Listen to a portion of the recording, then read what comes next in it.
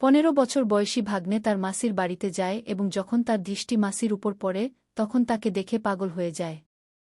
মাসির বয়স ছিল প্রায় ৩৫ বছর এবং তিনি দেখতে বেশ সুন্দর ও যুবতী ছিলেন।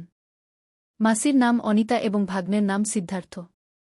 একদিন সিদ্ধার্থ বলে, মাসি, তুমি আমার খুব ভালো লাগো, তুমি খুব সুন্দর দেখতে। কিন্তু মাসি ভাগ্নেকে শিশু ভেবে তার সব কথা মজা নিয়ে নিচ্ছিলেন, যদিও ভাগ্নে সিরিয়াসলি বলছিল। কিন্তু মাসি তার কথায় বিশ্বাস করতে পারছিলেন না। একদিন মাসি তাকে শিশু ভেবে নিজের পাশে শুইয়ে দিলেন, তখন ভাগ্নে রাতের বেলায় এমন কিছু করল যে মাসি সকালে উঠে হাঁটতেও পারছিলেন না। রাতে সে এমন কিছু করল যে মাসির চিৎকার বেরিয়ে গেল এবং তাদের চোখ বাইরে বেরিয়ে আসতে চাইল। তখন পর্যন্ত তিনি কিছু বুঝে উঠতে পারেননি। সিদ্ধার্থের ট্রেন ফুল স্পিডে ছুটে গিয়েছিল। পুরো গল্পটি আমি আপনাকে বিস্তারিত শোনাব, এই গল্পে আপনি অনেক মজা পাবেন। এবং যদি আপনার কোনো এমন ভুল আত্মীয় থাকে যে আপনার বাড়িতে এসে এমন কাজ করতে পারে, তবে আপনি তার সম্পর্কে কিভাবে চিনতে পারবেন, সেই তথ্য আপনি এই ভিডিও থেকে পাবেন। তাই ভিডিওতে শেষ পর্যন্ত থাকুন। যদি এখনও চ্যানেল সাবস্ক্রাইব না করে থাকেন তবে সাবস্ক্রাইব করে নিন। ভিডিওটি একটি লাইক করে কমেন্টে আপনার নাম লিখে দিন। এটি একটি সত্য ঘটনা, ঝাড়খণ্ডের উচা গ্রামের। সেখানে একটি ছোট্ট সুখী পরিবার বাস করত। এই পরিবারে মা-বাবা এবং একটি ছোট বাচ্চা ছিল।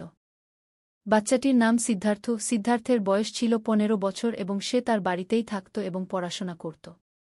যে স্কুলে সে পড়ত সেটি শুধু 7ম শ্রেণী পর্যন্ত ছিল। এখন সে ভাবছিল যে আগামী পড়াশোনা কোথায় করবে। সিদ্ধার্থ পড়াশোনায়ও খুব ভালো ছিল, সবসময় ক্লাসে প্রথম হতো। তার মামার বাড়ি পাশের গ্রামেই ছিল। তখন তার মা বলে, সিদ্ধার্থ, তুই মামার বাড়ি চলে যা এবং সেখানকার স্কুলে এডমিশন নে, সেখানে থেকে পড়াশোনা শেষ কর। সেখান থেকে স্কুল কাছেই আছে এবং পায়ে হেঁটেও যেতে পারবি। এরপর সিদ্ধার্থের মা তাকে মামার বাড়িতে রেখে আসে এবং তার ভাবিকে বলে, ভাবি, আমার ছেলে সিদ্ধার্থের ভালোভাবে খেয়াল রাখবে এবং এর দেখভাল ভালোভাবে করবে, খাবার পানি সময়মতো দেবে। দিনে এটি স্কুলে যাবে এবং ছুটির পরেই বাড়িতে আসবে। পড়াশোনায় বেশ তুখোড়, তাই ভেবেছি তোমার কাছে রেখে দিই এবং এটি পড়াশোনা করে কিছু হতে চায়। এত বলেই তার মা সেখান থেকে চলে যায়। এই সিদ্ধার্থটি ছিল খুব মজার স্বভাবের ছেলে, এটিতে তার কথায় লোকদের একটু হাসাত। তারপর সে তার মাসিকে বলে, মাসি, আমি তোমার কাছে চলে এসেছি এবং তুমি আমার খুব ভালো লাগো, তুমি আমার খুব সুন্দর লাগো। কিন্তু মাসি তার কথাগুলো মজা নিয়ে নিতে শুরু করে। এখন সিদ্ধার্থ সেখানে থাকতে শুরু করে। সিদ্ধার্থের মামার নাম ছিল রনি। তিনি বাড়ি থেকে শহরে গিয়ে মেহনত মজুরির কাজ করতেন। তিনি ইটের ভাটায় দৈনিক মজুরির কাজ করতেন। সিদ্ধার্থের মাসি অনিতা বাড়িতেই থাকতেন। সিদ্ধার্থের মাসি অনিতা দেখতে খুব সুন্দর ছিলেন এবং তাদের কোনো সন্তানও ছিল না। একদিন সিদ্ধার্থ বসে পড়াশোনা করছিল, তখন হঠাৎ তার মনে মাসির জন্য কিছু আসে এবং সে তার মাসিকে তার কাছে ডেকে নেয়। যখন তার মাসি তার কাছে আসেন তখন সে তার মাসিকে বলে, মাসি, তোমার এখনও বাচ্চা হলো না কেন? আমার কোনো ভাই বা বোন এখনও কেন হলো না? তুমি মামার সাথে এমন কি করো যে তোমার বাচ্চা হয় না? তারপর সে বলে, মাসি, আমি তোমাকে বাচ্চা দিয়ে দেব। তার কথা শুনে মাসি হাসতে শুরু করেন এবং সেখান থেকে চলে যান। এখন মাসির কাজ ছিল প্রতিদিন তার টিফিন বানানো এবং তাকে স্কুলে পৌঁছে দেওয়া, কারণ মাসি সিদ্ধার্থকে খুবই মানতেন। এর পেছনে কারণও ছিল যে তাদের নিজের কোনো সন্তান ছিল না। তিনি প্রতিদিন সিদ্ধার্থকে স্কুলে পৌঁছে দিতেন। স্কুল প্রায় 1 কিলোমিটার দূরে ছিল। তবুও তিনি পায়ে হেঁটে তাকে পৌঁছে দিতেন এবং ছুটির সময় তাকে নিতেও যেতেন। তাদের স্বামী সকালে কাজে বেরিয়ে যেতেন এবং সন্ধ্যায় বাড়ি ফিরতেন। একদিনের ঘটনা, তার স্বামী রনি বন্ধুর বাড়িতে বিয়েতে যায়। তার স্বামী বলে, অনিতা, আজ আমি বাড়িতে আসব না, আমি আমার বন্ধুর বাড়িতে বিয়েতে যাচ্ছি। তুমি আর সিদ্ধার্থ ভালোভাবে বাড়িতে থাকো এবং খেয়ে ঘুমিয়ে পড়ো। হতে পারে আমার সময় লাগবে, আমি হয়তো 2 দিন পর আসব। কারণ আমার বন্ধুর বাড়িতে আজ হলুদ এবং কাল বিয়ে, বরযাত্রা আসার পরেই আমি বাড়ি ফিরতে পারব। তোমরা ভালোভাবে বাড়িতে থাকো এবং সময়মতো খাবার পানি খেয়েও গু। এত বলেই অনিতা বাড়ি থেকে বেরিয়ে যায় যখন তার স্বামী বাড়িতে থাকে না। সে তার ভাগ্নে সিদ্ধার্থকে বলে, সিদ্ধার্থ, আজ তুমি একা ঘুমিও না। আজ তুমি আমার কাছে শুয়ে পড়ো, না হলে তুমি ভয় পাবে। তোমার মামা আজ বাড়িতে আসবেন না, তিনি একটি বিয়েতে গেছেন। এটি শুনে সিদ্ধার্থ বলে, ঠিক আছে মামি, আমি এখন পড়াশোনা করছি। যখন পড়া শেষ হবে তখন তোমার কাছে এসে ঘুমিয়ে পড়ব। কিছুক্ষণ পর সিদ্ধার্থ পড়া শেষ করে মামির কাছে ঘুমানোর জন্য যায় এবং ভিতর থেকে দরজা বন্ধ করে দেয়। মামি ইতিমধ্যে সেই ঘুমে ঘুমাচ্ছিল এবং তার আঁচল তার শরীর থেকে একটু সরে গিয়েছিল, যার ফলে তার শরীরের কিছু অংশ দেখা যাচ্ছিল। সিদ্ধার্থ যখন মামিকে এই অবস্থায় ঘুমাতে দেখে তার মনে কিছু খারাপ চিন্তা আসে। সে তার মামির পাশে শুয়ে পড়ে এবং তার শরীরে হাত বুলাতে শুরু করে। যখন সে এমন কাজ করে মামির চোখ খুলে যায়। মামি বলে, সিদ্ধার্থ, তুমি কি করছো? সিদ্ধার্থ বলে, মামি, তোমার কাছে এসে আমার খুব ভাল লাগছে। মামি বলে, না সিদ্ধার্থ, এটা ভুল। আমরা এমন করতে পারি না। তুমি তো ভাল ছেলে, এমন খারাপ কাজ কেন করছো? কিন্তু সিদ্ধার্থ মানে না এবং সে তার মামির সাথে শারীরিক সম্পর্ক স্থাপনের চেষ্টা করতে থাকে। মামি বারবার না বলে, কিন্তু সিদ্ধার্থ মানে না। কিছুক্ষণ এইভাবে চলার পর মামিরও ভাল লাগতে শুরু করে। সে বলে, সিদ্ধার্থ, তুমি এসব কোথা থেকে শিখেছ? সিদ্ধার্থ বলে, মামি, কোথাও থেকে নয়, আমি শুধু তোমার কাছ থেকে শিখছি। এরপর তাদের ইচ্ছা বাড়তে থাকে।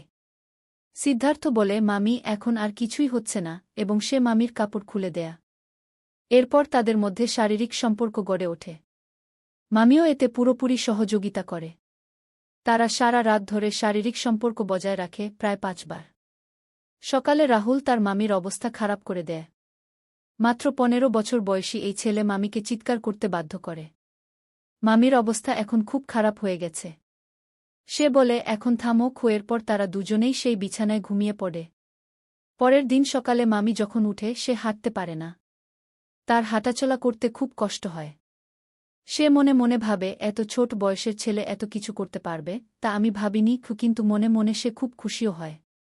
সে সিদ্ধার্থকে জাগাতে যায়। সিদ্ধার্থ যখন উঠে মামিকে দেখে হাসতে শুরু করে। মামিও হাসে। এখন তাদের মধ্যে ঘনিষ্ঠতা বাড়তে শুরু করে। পরের দিনও তার মামা বাড়ি আসে না। আজ সিদ্ধার্থ স্কুলে যায় না। সে মামিকে বলে, মামি, আজ আমার স্কুলে যেতে ইচ্ছা করছে না। মামি বলে, ঠিক আছে, যেও না। কিন্তু আমি জানি তোমার স্কুলে যেতে ইচ্ছা করছে না কেন? সিদ্ধার্থ বলে, না মামি, আজ আমি বাড়িতে বসে পড়াশোনা করব। চা নাস্তা করার পর সে তার ঘরে যায় এবং মামিকে বলে, মামি, আমি পড়তে যাচ্ছি। যদি তুমি আমার সাথে দেখা করতে চাও, আমার কাছে চলে আসবে। কিছুক্ষণ পড়ার পর মামি অনিতা তার কাছে আসে। ঘরে যাওয়ার পর তারা দুজনেই শুয়ে পড়ে এবং রোমান্টিক মুডে কথা বলতে শুরু করে। এরপর তারা আবার নগ্ন হয়ে যায় এবং সেই ঘরেই শারীরিক সম্পর্কে লিপ্ত হয়। সিদ্ধার্থের বয়স খুব কম ছিল, কিন্তু যখন সে তার চেয়ে বয়সে বড় মামির সাথে শারীরিক সম্পর্ক স্থাপন করে, সে এক চরম সুখ অনুভব করে যা সে আগে কখনো অনুভব করেনি। অন্যদিকে মামিও সেই ছেলের সাথে এমন আনন্দ পায় যা সে তার স্বামীর সাথে কখনো পায়নি। এখন সে এসব খুব ভাল লাগতে শুরু করে এবং সিদ্ধার্থকে পুরোপুরি সহযোগিতা করে। তারা দুজনেই জমিয়ে শারীরিক সম্পর্ক বজায় রাখে এবং যখন ক্লান্ত হয়ে পড়ে তখন শুয়ে পড়ে।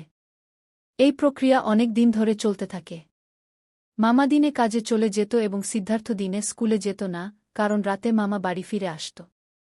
তাই সিদ্ধার্থ এবং মামির দেখা হতো না। এখন সিদ্ধার্থ স্কুলে যেত না এবং সারাদিন মামির সাথে শারীরিক সম্পর্ক বজায় রাখত। অন্যদিকে সিদ্ধার্থের মামা রনি ভাবত যে তার ভাগ্নে সিদ্ধার্থ স্কুলে যায়, কিন্তু সে জানত না যে তার পিছনে বাড়িতে কি ঘটছে। কারণ সে তাকে একটি ছোট শিশু ভেবে বাড়িতে রেখেছিল। একদিন অনিতার স্বাস্থ্য একটু খারাপ ছিল, তাই তার স্বামী রনি তাকে একজন ডাক্তারের কাছে নিয়ে যায়।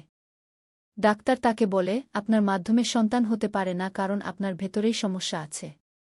এরপর রনি হতাশ হয়ে পড়ে এবং উভয় স্বামী স্ত্রী বাড়ি ফিরে আসে।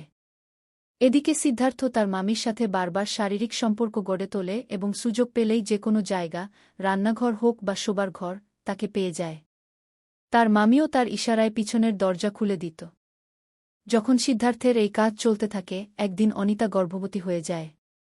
প্রায় 6 মাস পর তার পেট বেরিয়ে আসতে শুরু করলে তার স্বামী বিষয়টি জানতে পারে এবং হতবাক হয়ে অনিতাকে জিজ্ঞাসা করে, ডাক্তার তো বলেছিল তোমার সন্তান হতে পারে না, তাহলে এটা কিভাবে হলো?